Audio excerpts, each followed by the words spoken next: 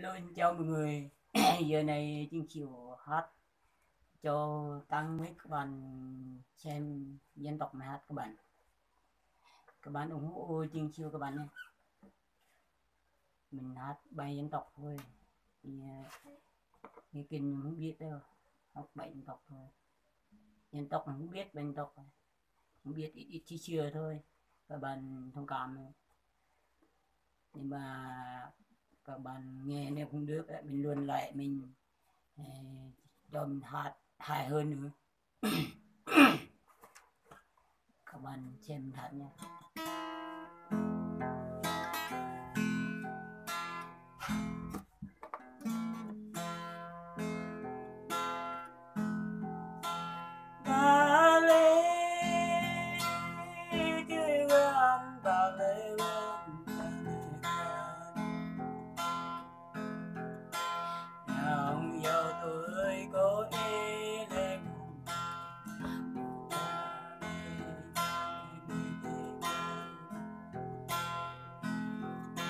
Dòng ven bơi bỏ đời tươi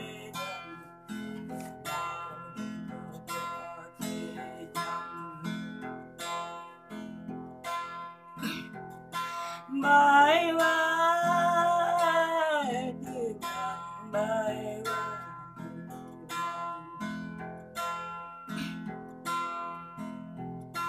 hầu đời có một mình tôi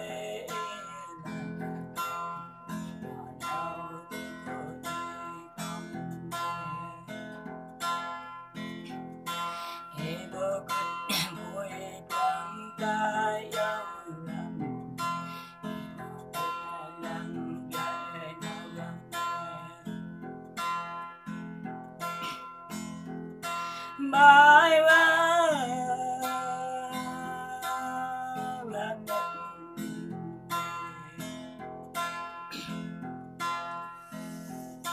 đừng lao tai người xa bờ nước đừng lao tai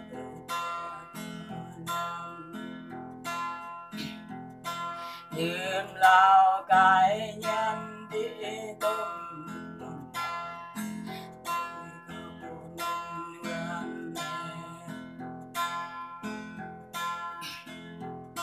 mãi mãi gắn hết mình tới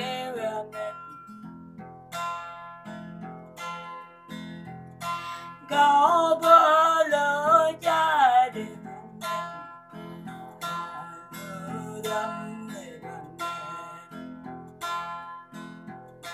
tao chậm đưa ta để bên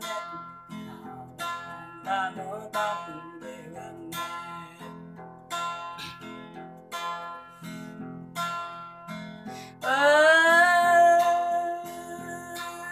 bên nét niềm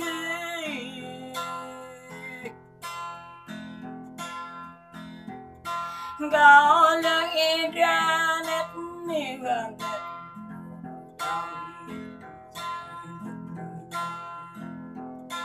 cao lệ đẹp trong cơn cốt dài ban ngày không kiệt ngăn đi ô nục có bơi xoăn kiệt gan này không có bơi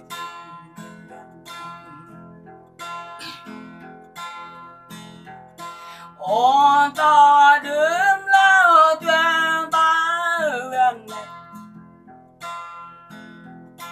đoạn đà dòng vô y mong ba thời nắm đến gan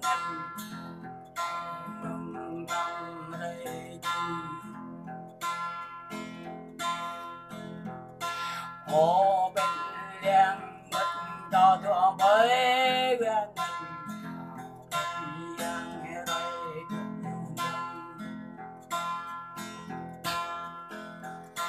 có biết nói chưa người quen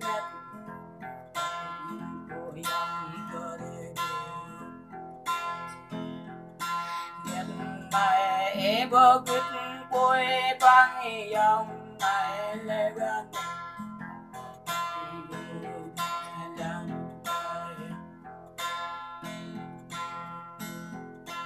dòng dâu tôi là gần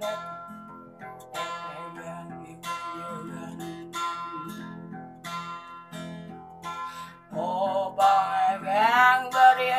gan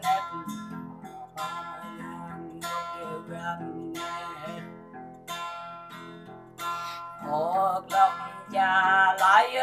gan vui bằng tay gan thì bỏ cứt lãng lệ ta cỡ giáo gan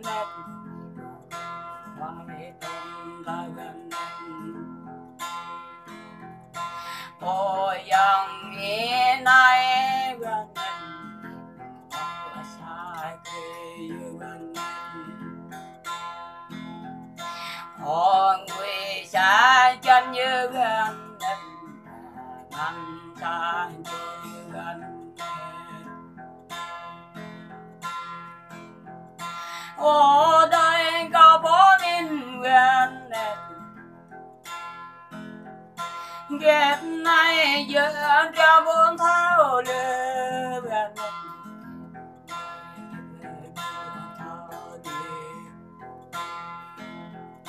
ghét này giờ lại bốn thao tay gan để con nằm nan chiếc áo quy bầu queo bên nét nan chiếc áo ra bầu ra chỉ còn rơi bầu nghìn nô bên ôi dòng yên ai bên nét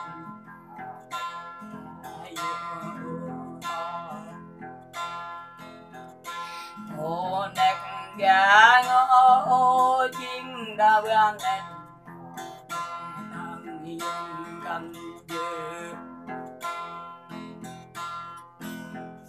hi cơm im có cho này nè chuyện hi nan chỉ có uống cao tiền nhau tươi nàng cao tiền ca nhát sắt cột con ô tươi nét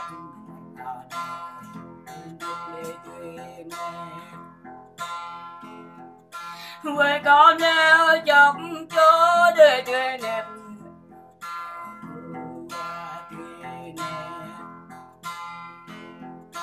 với con neo ra đang là tươi đẹp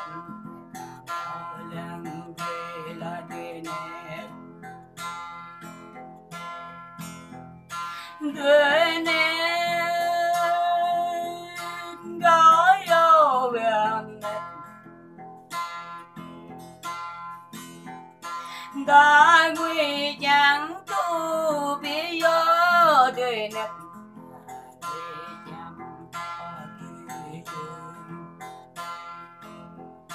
ta quy chẳng con gia bi đôi gần nét chẳng đại cái nó gần nét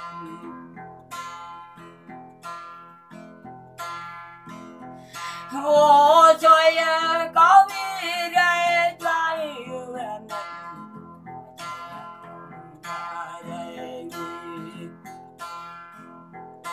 yang cục to trang yêu gan nét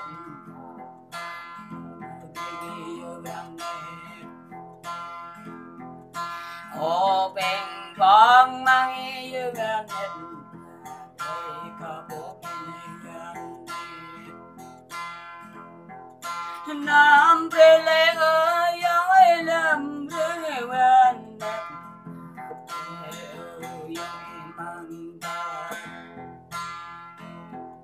nam về mát băng ôi yang in này về thao nó ta yom bon thao cả bon nên ta yang này về in sao mình đi chụp đi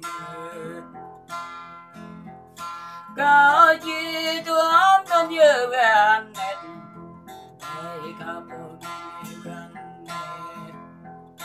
ôn lại với bạn mẹ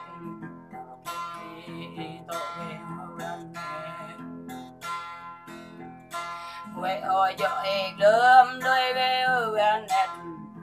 đây cao buồn đi bạn mẹ. Hello mọi người, xin chào, giờ này Chiến Khiếu dừng lại video mình hát, mình dừng lại tại đây. Cảm ơn các bạn, như lại Chiến Khiếu các bạn nha. Ok.